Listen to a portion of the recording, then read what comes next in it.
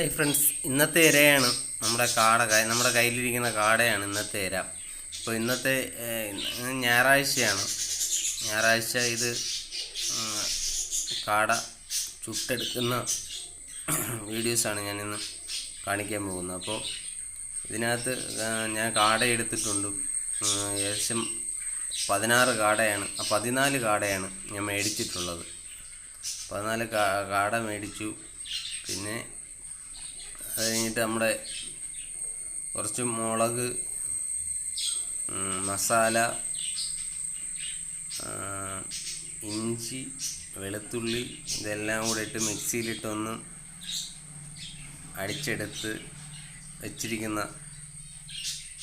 ഇതിന് വേണ്ടിയിട്ടുള്ള വെച്ചിരിക്കുന്നതാണ് കാണുന്നത്. അപ്പോൾ അതെടുത്ത് നമ്മൾ നന്നായിട്ട് ഇതിൽ തേച്ച് പിടിപ്പിക്കുന്ന ഇതാണ് കാണുന്നത്. അപ്പോൾ ഇത് മാക്സിമം നന്നായിട്ട് ഇപ്പോൾ അതിൽ കാടയുടെ പുറം മൊത്തവും നന്നായിട്ട് തേച്ച് പിടിപ്പിക്കണം. അപ്പോൾ തേച്ച് പിടിപ്പിച്ച് കഴിഞ്ഞിട്ട് ചുട്ടെടുക്കുന്ന വീഡിയോസ് കാണിക്കാം.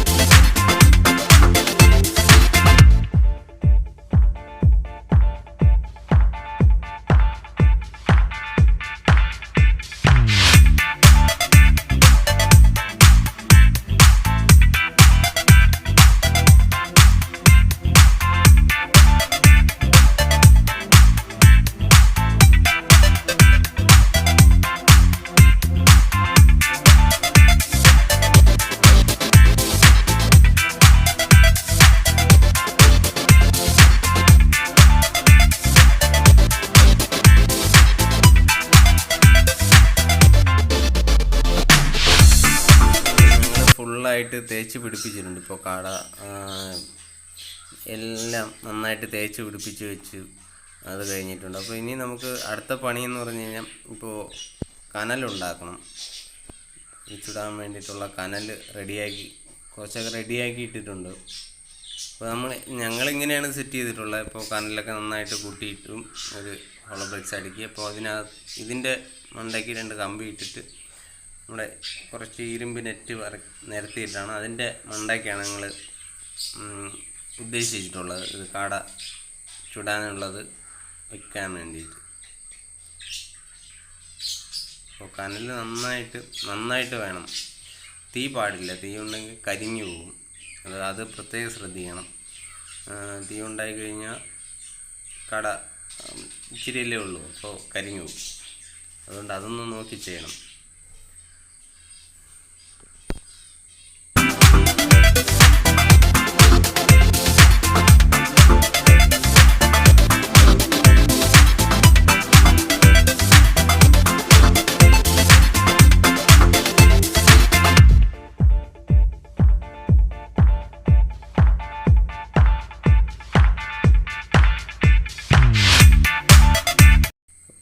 അപ്പോൾ കനലൊക്കെ റെഡി ആയിട്ടുണ്ട്. അപ്പോൾ ഇനി നമുക്ക് ഇത് അടുക്കുന്ന വീഡിയോസാണ്.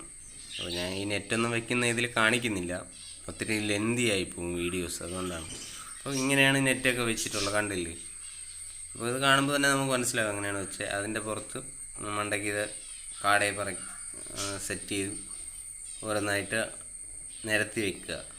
നിരത്തി വെച്ച് ഒന്ന് കനൽ കെട്ടുപോകാതെ ഒന്നും ശ്രദ്ധിക്കണം.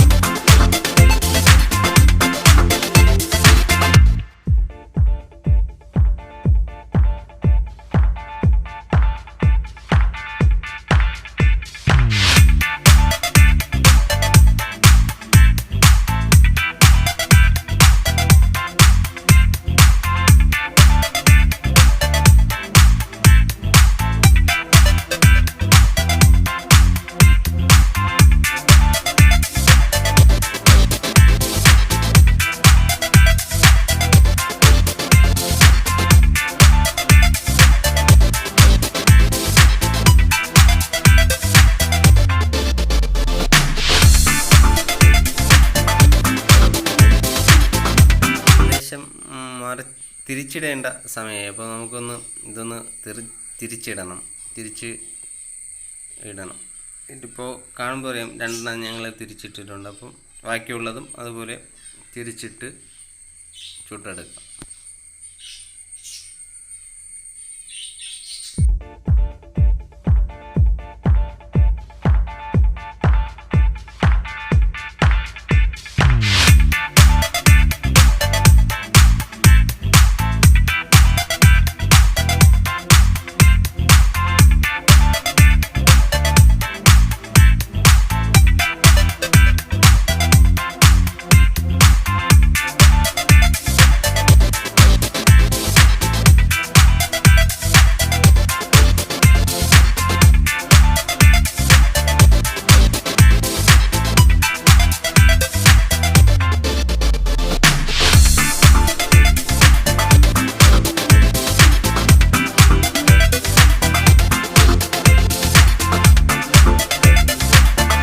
എല്ലാം നന്നായിട്ട് വെന്തിട്ടുണ്ട്. അപ്പോൾ ഇതെല്ലാം ചുട്ട് കഴിഞ്ഞു. ഇനി നമുക്ക് ഇത് പാത്രത്തിലോട്ട് മാറ്റാം.